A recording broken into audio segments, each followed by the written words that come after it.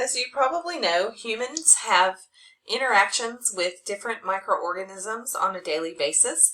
Some of them are part of our normal resident microbiota that help us to stay healthy and play a role in immunity. And then there are other ones that are pathogens that cause us to become ill. And we're going to be talking about the normal resident microbiota that are ever present in the human body, in and on the human body. And then we're also going to talk about infection portals and pathways. We will talk about the ways that invading microorganisms trick the human body in order to, pass the defenses of the immune system. And we'll also be talking about the damage that toxins and enzymes released by microorganisms can cause and the role that they play in human illness.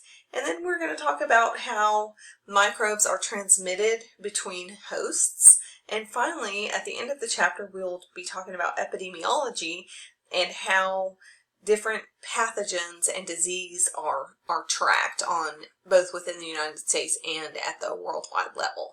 The human relationship with microorganisms runs the spectrum from mutualism to commensalism to parasitism, and those relationships can have beneficial, neutral, or harmful effects on the human host.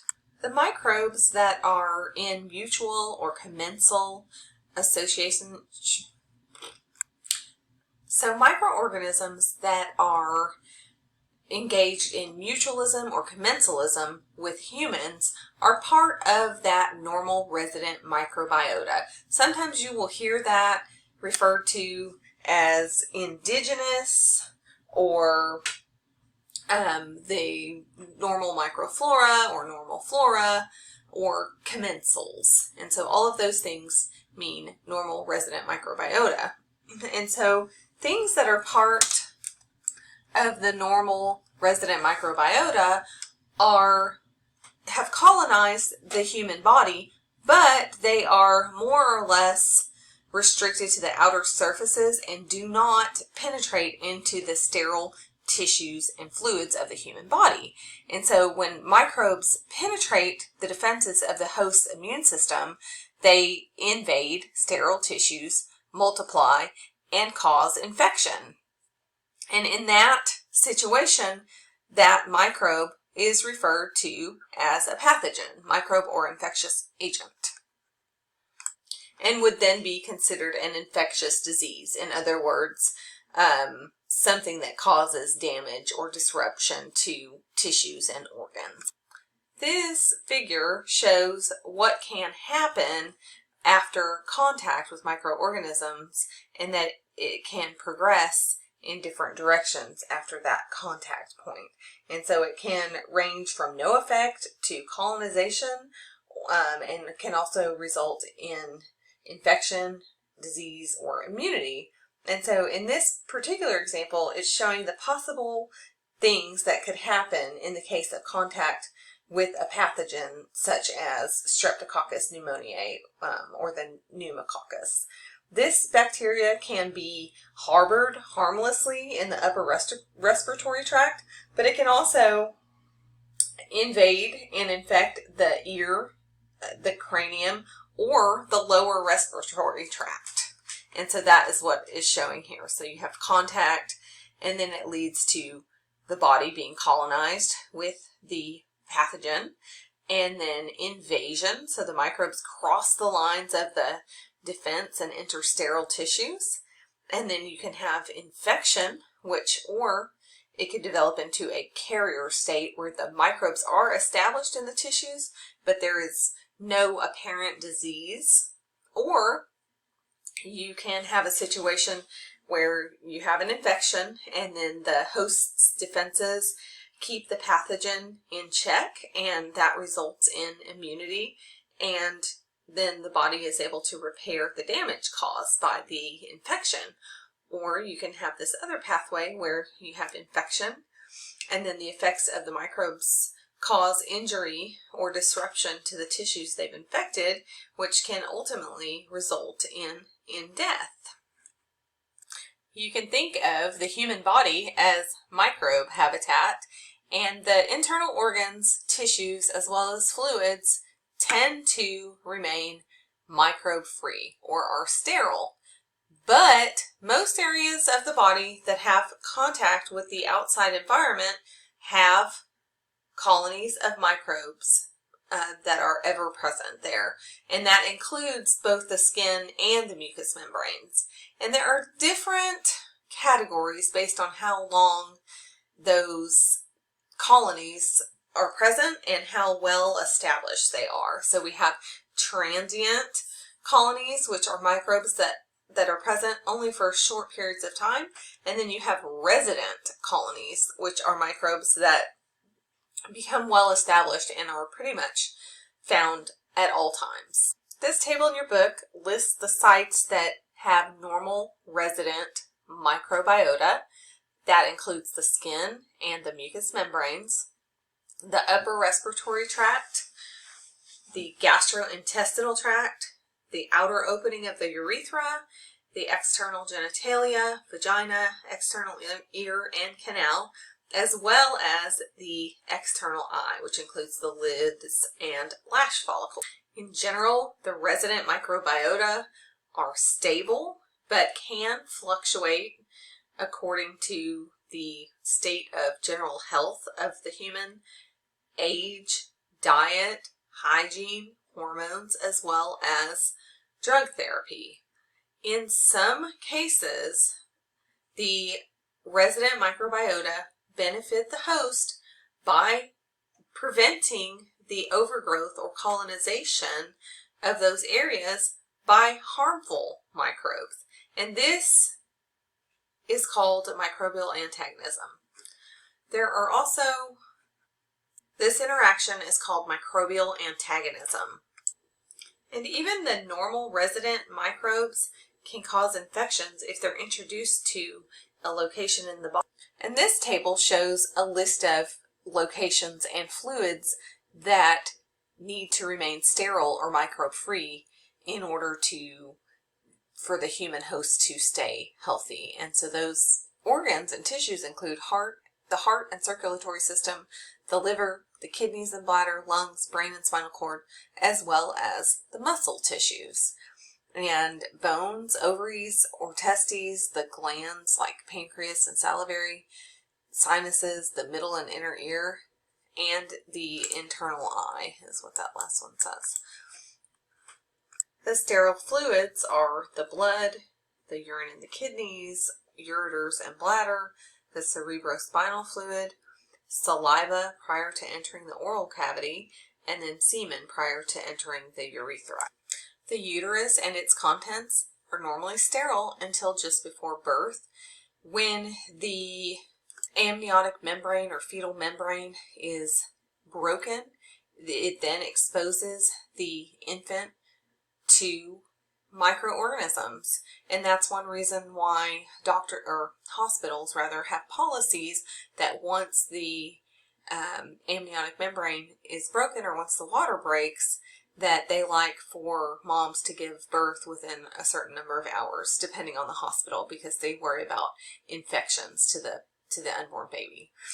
The handling and feeding of newborn babies introduce what will become normal resident microbiota, and the microbiota that first colonizes the large intestine is influenced by whether you feed the baby breast milk or formula. These are all things that can impact the normal resident microbiota as the baby, as it's building, or as the baby is being colonized by the microbiota. Different regions of the human body have a different set of resident microbiota, and these are some of those. So the skin has bacterial genera Pseudomonas, Micrococcus, Corynebacterium, develops and is colonized by microbiota. Okay, so the different organs of the human body support or are colonized by a different set of microorganisms. For example, the skin in the upper dead layers of the epidermis, glands, and follicles have the bacterial species, or genera, Pseudomonas, Micrococcus, Corynebacterium, Propionibacterium, Staphylococcus, and Streptococcus. They also have several genera of fungi that are common: Candida, Malassezia, and Rhodotorula. And there are even arthropods. And as you can see, the normal resident microbiota of the GI tract and oral cavity, are different from what's on the skin, even though there's a little bit of overlap. So you have Streptococcus, which is also present in the skin, Neisseria, Villanella, Fusobacterium, Lactobacillus, Bacteroides, Actinomyces, Echinella, Treponema, and then Haemophilus. All of these colonize the epidermal layer of the cheeks, the gingiva, resident microbiota present in the GI tract and oral cavity consists of a different community of genera compared to what grows on the skin. You do have some overlap, like the Streptococcus. Then you have Neisseria, Villanella, Fusobacterium, Lactobacillus, Bacteroides, Actinomyces, Echinella, Treponema, and then Haemophilus. All of those are in the upper epidermal layer of the cheeks, the gingiva, the pharynx, the surface of the teeth. They're found in saliva in very large numbers. And then some of these genera and species are involved in cavities and other dental diseases. There is also multiple species of Candida present, which can cause thrush. And then there are protozoans such as Entamoeba gingivalis, which can inhabit persons that have poor oral hygiene. Moving on to the urinary tract, you see some that we talked about before: Staphylococcus, Streptococcus, Corynebacterium, Lactobacillus. And in females, microbiota exist only in the first part of the urethral mucosa. The remainder of that tract is sterile. In males, the entire reproductive and urinary tract is sterile, except for a very short piece of the anterior urethra. Okay, and then the eye, there are Staphylococcus, Streptococcus, Neisseria that are on the lids and the follicles that have, and they have similar microbes on the lids and follicles of the eye as what you see on the skin. The conjunctiva has a transient population, and then those deeper tissues are going to be sterile. In the ear, you'll see Staphylococcus, and then you'll also see some fungal genera like Aspergillus, Penicillin, Candida, and other yeasts. The external ear microbiota is really similar to the skin in terms of the community there. And then the parts of the ear that are inside of the eardrum are usually going to remain sterile. When it comes to the microbiota of the skin, there are two populations, like we talked about before: the transients and the residents. The transients are species that tend to cling to the surface but don't grow there, and those things are influenced by hygiene. Then the resident genera and species are more stable and predictable. They're not as heavily influenced by hygiene, and they are primarily going to be your bacteria and yeasts. The GI tract receives, moves, digests, and absorbs food, as well as removes waste, and it includes the oral cavity, the esophagus, stomach, small intestine, large intestine, and the rectum and anus.